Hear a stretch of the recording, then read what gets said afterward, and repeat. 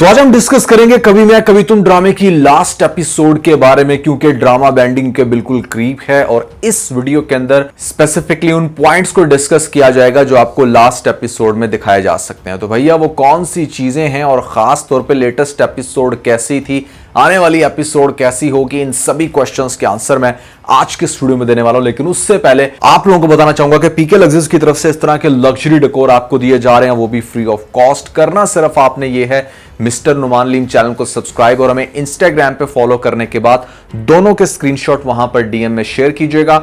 आप में से 100 लोगों को चूज किया जाएगा जैसे ही मिस्टर नुमान लीम चैनल पर 1 मिलियन सब्सक्राइबर्स कंप्लीट होते हैं। इस तरह के 15 से 20 हजार तक की वर्थ के लग्जरी डेकोर आपके एड्रेसेस पे डिस्पैच कर दिए जाएंगे। PK Luxus. We don't sell crap. So latest episode again बहुत इंटरेस्टिंग थी। यहां पर हमारा ये जो अपार्टमेंट है ये ग्रेजुअली बेहतर हो रहा है। मुझे लगता है कि इन लोगों ने ना बड़ी कमाल की एक ट्रांसफॉर्मेशन दिखानी है कि कैसे एक खंडर सा अपार्टमेंट जहां पर जाले लगे थे उसको पहले साफ सुथरा किया, फिर आहिस्ता आहिस्ता उसके अंदर चीजें आ रही हैं। पहले बर्तन आए, अब फर्नीचर आ रहा है, नेक्स्ट एपिसोड में कुछ और आएगा और ग्रेजुअली मतलब इस अपार्टमेंट को ये इतना खूबसूरत बना सकते हैं कि आप सब लोग देखकर हैरान हो जाओगे। दोनों की अंडरस्टैंडिंग बड़ी जबरदस्त है। मतलब इस ड्रामे के अंदर प्राइमरीली फोकस किया गया है कि यह जरूरी नहीं है कि जिसको आप समझे कि हाँ हम दोनों एक दूसरे को बहुत अच्छे से समझते हैं, जैसा मैं चाहती थी परफेक्ट पर्सन वैसा वो है, और लड़का ये समझे कि मतलब लड़की यहां पर परफेक्ट है। नहीं, इट्स ऑल अबाउट कि आप एक दूसरे को रिस्पेक्ट कैसे देते हो। मुझे तो यही चीज समझ में आती है। अब यहां पर क्या हो रहा है कि आपको दिखाया जा रहा है कि अगर हस्बैंड घर में काम कर रहा है तो वाइफ बाहर जाकर अर्न कर रही है। प्रॉब्लम वहां पर आती है जहां पर कोई एक पार्टनर कोई एक काम भी ना कर रहा हो। मतलब अगर हस्बैंड कमा रहा है और वाइफ घर के काम भी सही से नहीं कर रही, वो भी कह रही है कि नहीं मुझे नौकरानी रख दो, तो वहां पर इशू आता है। अगर वाइफ कमा रही है तो हस्बैंड कमा नहीं रहा, कोई ऐसा जॉब नहीं है, तो कोई प्रॉब्लम नहीं है कि वो घर के काम काज कर ले, कोई प्रॉब्लम नहीं है कि वो जाकर सब्जी खुद से लाकर काटे और वाइफ के लिए खाना तैयार रखे। बड़े मजे के सीन। आई नो कुछ लोगों को बहुत चुभेंगे, बट भैया दैट्स हाउ इट इज। जो मुस्तफा ने लाइन खींची है कि वो अपने किसी भी रिलेटिव से फिलहाल नहीं मिलना चाहता, इवन दो कि उसकी सिस्टर बहुत अच्छी है, आई थिंक शर्जीना को भी कुछ वैसा करना चाहिए। ये जानते हुए भी कि हमारे हालात ऐसे नहीं है, कोई भी आएगा डेफिनेटली बातें ही करेगा, तो उसे अपनी मां को रास्ता दिखाना नहीं चाहिए था। हाँ ठीक है, उसको ये जरूर कहती कि हाँ हमने घर शिफ्ट कर लिया है, फोन पे बता देती, उसके पास जाके फिर कुछ ना कुछ तो एड्रेस बताया होगा ना, जिसके चलते वो यहां पर भी आ गए। तो नेक्स्ट एपिसोड में आपको दिखाया जाएगा, बल्कि लास्ट एपिसोड भी वहीं पर खत्म हुई कि आपको दिखाया गया कि जो शर्जीना का बाप है वो बड़ी अजीब सी स्टेटमेंट देता है कि कितना खंडर इलाका है, कितना फजूल सा घर है। अरे भैया तुम बाप हो, तुम तो एक सेंसिबल इंसान हो, कम से कम अपने बच्चों को अप्रिशिएट ही कर दो कि किस तरह से उन्होंने एक स्टेप लिया और अपना घर बना रहे हैं। आप उनके 50 हिस्से में अपने घर से कंपेयर करोगे, वो भी जवान हैं तो कर लेंगे ना, अगले 8-10 साल में वो भी घर बना लेंगे, अच्छा सा बना लेंगे। ऐसी सिचुएशंस में आई थिंक सीनियर्स को अप्रिशिएट करना चाहिए, ना कि बच्चों को डिमोटिवेट। तो एक तो ये बात थी, दूसरा ये कि वो कहेगा कि तुम अभी मेरे साथ चलो तुम दोनों, और वहां पर हमारा जो मुस्तफा है वो मुस्तफा कहेगा कि हाँ प्लीज आप इसको ले जाएं, जब हालात बेहतर होंगे या मैं इस काबिल होऊंगा तो मैं इसको ले जाऊंगा। लेकिन शर्जीना बाजिद होगी जिसके ऊपर हो सकता है कि वो जो शर्जीना का बाप है वो मुस्तफा को कुछ ऐसा टॉन्ट लगा दे कि मैं तुमसे ये उम्मीद नहीं करता था या तुम्हारे पेरेंट्स से कि वो मेरी बच्ची को ऐसे ट्रीट करेंगे, जिसके बाद डेफिनेटली हमारा मुस्तफा नाराज होगा। शर्जीना ये कहेगी कि भाई क्या हो गया, चाहे हालात कैसे भी हों मैं तुम्हारा साथ नहीं छोड़ना चाहती। तो आगे से मुस्तफा कहेगा कि देखो चाहे कुछ भी है, लोग हमेशा जलील तो मुझे करते हैं ना, मैं चाहता हूं कुछ ना कुछ करना, मैं हालात बेहतर भी कर दूंगा, लेकिन मुझे कोई सांस तो लेने दे। अब शर्जीना कहती है कि तुम उस चीज की टेंशन ना लो। अगली एपिसोड के अंदर हमारी बहन भी आ जाएगी मुस्तफा की, और वो भी कहने लगेगी कुछ, लेकिन उसको वो बारों बार करेगा। खैर इतना भी डिसरिस्पेक्ट नहीं करना चाहिए, बहन तो इसकी कैरेक्टर वाइज अच्छी ही थी, तो थोड़ी बहुत मुस्तफा अगर अपनी बहन को भी रिस्पेक्ट दे देता, थोड़े सेकंड के लिए ही सही बुला लेता घर के अंदर, तो ज्यादा बेहतर होता।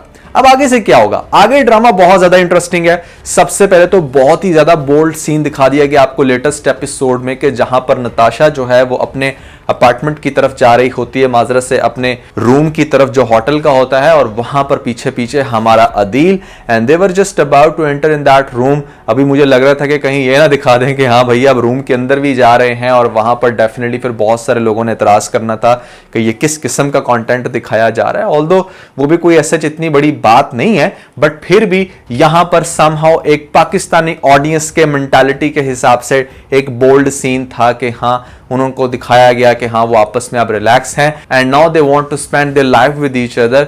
और उसी के चलते सुलेमान की जब कॉल आ रही है तो नताशा बहुत अपसेट है। दूसरी तरफ हमारा जो अदील है वो भी नहीं चाहता कि वो रुबाब से बात भी करे, बट उसके सामने मीठा बन के बात करनी पड़ रही है। ये सारी चीजें बड़ी इंटरेस्टिंग है।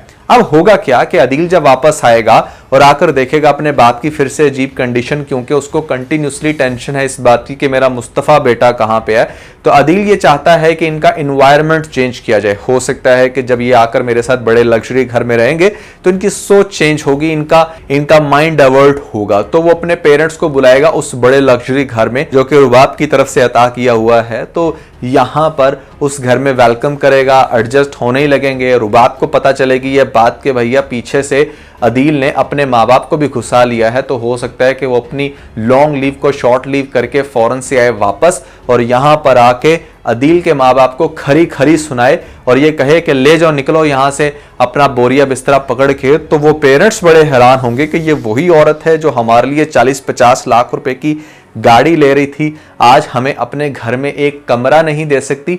तो कुछ ना कुछ तो क्लिक होगा, और यहां पर जो अदील की मां है वो भी सोचेगी कि दैट मीन्स के दाल में कुछ तो काला है, ये लड़की कैरेक्टर वाइज इतनी अच्छी नहीं है। उसके बाद क्या होगा कि अदील चूंकि बार बार मिलने से बाज नहीं आएगा नताशा से, और नताशा जो बड़ी क्लोज फ्रेंड रह चुकी है हमारी रुबाब की, हो सकता है नताशा ही ये बेगैरती करे कि यहां पर दिखा दे हमारी रुबाब को कि देखो जिस हस्बैंड को तुम ट्रॉफी बनाकर लोगों के सामने पेश करती हो ना, वो तो मेरे तलवे चाटता है, वो तो मेरे से मिलने के लिए तरसता है। जिसके बाद यहां पर रुबाब को आएगा गुस्सा, और रुबाब की और अदील की ठीक ठाक टका के फाइट होगी, जिसकी वजह से अदील हमारा इतना डिप्रेस के जाकर नताशा को कहेगा कि अब कुछ भी हो हम शादी करके ही रहेंगे। इनका दोबारा से मिलना और फिर रुबाब का ये ढंडोरा पूरे खानदान के सामने पीटना डेफिनेटली अदील को कहीं का नहीं छोड़ेगा। उसके पेरेंट्स के सामने कोई रिस्पेक्ट नहीं रहेगी, और ख़ास तौर पे ये बात जब शर्जीना और मुस्तफ़ा को पता चलेगी तो उनको बड़ा मज़ा आएगा कि हाँ भैया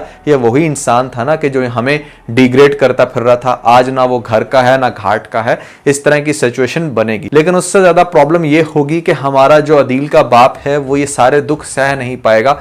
मुझे बार बार ऐसी फीलिंग होती है अगर इन लोगों को आपस में इकट्ठा बिठाना भी है तो कोई एक बड़ा इवेंट होना चाहिए, and that is going to be the death of Adeel's father. और यहां पर जब इसकी डेथ होगी, उसको अगेन हार्ट अटैक होगा, तो अदील बड़ा अफसुर्दा होगा। वहां पर आएगा मुस्तफ़ा भी, और आकर सारे जो है वो जो भी डेथ की रसूमात होती हैं वो करेंगे, और उसके बाद अदील हो सकता है कि सबके सामने हाथ जोड़कर माफ़ी मांगे और कहे कि मेरी सज़ा है, मेरी वजह से ये सारा कुछ हुआ, मैं सबसे माफ़ी मांगता हूँ। और हो सकता है कि इस पॉइंट पर हमारे मुस्तफ़ा भाई को कुछ ज़्यादा अच्छा न लगे कि बड़ा भाई ये माफ़ी मांग रहा है तो उसको दिल से माफ़ कर दे, और शर्जीना से भी वो माफ़ी मांगेगा। खैर उसके बाद माँ कहेगी कि अब तुम आ जाओ बेटा घर में, इस घर में कोई भी नहीं है हमारा। तो यहाँ पर फिर हो सकता है कि मुस्तफ़ा कहेगा कि नहीं मम्मा, मैं ये समझता हूँ कि मेरा इस घर से निकलना बहुत ज़रूरी था, बहुत अच्छा हुआ हम अपने पैरों पर खड़े हो गए, लेकिन आप लोगों को ज़रूर कहेंगे कि आप हमारे घर में ज़रूर आना और देखना कि कैसे हमने एक छोटे से घर को बड़ा खूबसूरत बनाया। और वहाँ पर आपको फिर एंड में जाकर ये सीन दिखाए जा सकते हैं कि एक फ्लैट जो बहुत ही खंडर था, वहाँ पर दो लोगों की मोहब्बत ने कैसे उसको 4 चांद लगाए हैं। हो सकता है कि तब तक हमारा मुस्तफ़ा फाइनेंशियली स्टेबल भी बहुत ज़्यादा हो जाए, इनके पास गाड़ी भी आ जाए और ठीक ठाक पैसा भी, क्योंकि अगर आप डेडिकेशन से मेहनत करते हो और लाइफ में कुछ अचीव करना चाहते हो तो ये इम्पॉसिबल सी बात है कि आप वो अचीव कर ना पाओ। मुस्तफ़ा और शर्जीना का स्ट्रेट हैप्पी एंड हो सकता है। और जहां तक बात है उन दोनों के दरमियान में कॉन्फ्लिक्ट की, तो देखो वो दरमियान में आएगा, क्योंकि अगर वो नहीं आएगा तो ड्रामे के अंदर इंटरेस्ट नहीं बनेगा। मैंने अपने लास्ट रिव्यू में भी कहा था, तो बहुत सारे लोग कह रहे थे कि नहीं अब सब कुछ अच्छा चलेगा। ऐसा नॉर्मली पाकिस्तानी ड्रामों में होता नहीं है। बहुत सारे अच्छे कपल्स बने हैं बट कॉन्फ्लिक्ट्स लाजमी आते हैं। लेकिन एक बात मैं जरूर कहना चाहूंगा कि आपके वो सो कॉल्ड मुर्तसिम और मीरब वाला कपल, और भी बहुत सारे कपल जिनको आप लोगों ने बड़ा एग्जैजुरेट किया कि यार बड़ी कमाल की जोड़ी है, उन कपल से लाख गुना बेहतर है ये शर्जीना और मुस्तफ़ा का कपल। और मैं ये कहने पर मजबूर हूं कि ये जो ड्रामा है कभी मैं कभी तुम आने वाली बहुत सारी लिस्ट में हमेशा टॉप पे रहेगा, क्योंकि ये ड्रामा मेरे दिल के बहुत करीब हो चुके हैं। इसके अंदर डायरेक्शन बहुत मजे की है, एक्टिंग बहुत सुपर्ब है, स्टोरी बहुत मजे की, और खास तौर पे नई जनरेशन को, नए कपल्स को बहुत अच्छे से मोटिवेट करता है, इंकरेज करता है टू टेक सम स्टेप्स। और यहां पर आपको वही कुछ दिखाया गया है इस ड्रामे के अंदर। बड़े अच्छे से वायरल भी हो रहा है। फाइनली एक ऐसा ड्रामा जो अच्छी स्टोरी रखता है, अच्छी टीआरपी डिजर्व करता है, और वो ले भी रहा है। बहुत सारे ड्रामों को इस टाइम इसने पीछे छोड़ दिया। That is very interesting. तो भैया ये होगा हमारे इस कभी मैं कभी तुम ड्रामे की लास्ट एपिसोड में। आप लोगों को क्या लगता है, कैसी होगी स्टोरी, आने वाली एपिसोड्स में क्या इंटरेस्टिंग होगा, और कौन सा ऐसा पॉइंट है जिसको हम अभी तक निगलेक्ट कर रहे हैं, डिस्कशन में नहीं आ रहा, तो वो आपने मुझे जरूर बताना नीचे कमेंट सेक्शन में।